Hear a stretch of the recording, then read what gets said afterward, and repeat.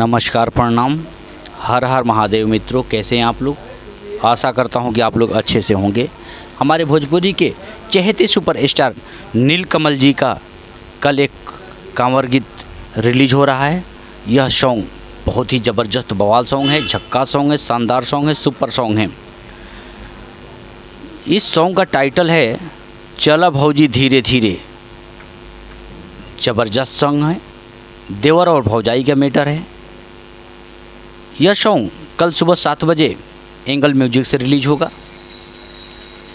इस सॉन्ग में नीलकमल सिंह और शिवानी सिंह ने आवाज़ दिए हैं।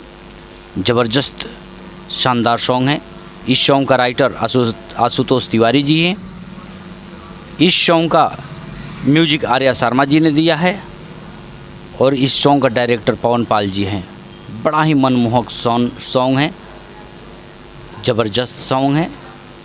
तो आप लोग कल सुबह 7 बजे तैयार रहिए, एंगल म्यूजिक पर जाइए, गाने को ढेर सारा दुलार प्यार दीजिए।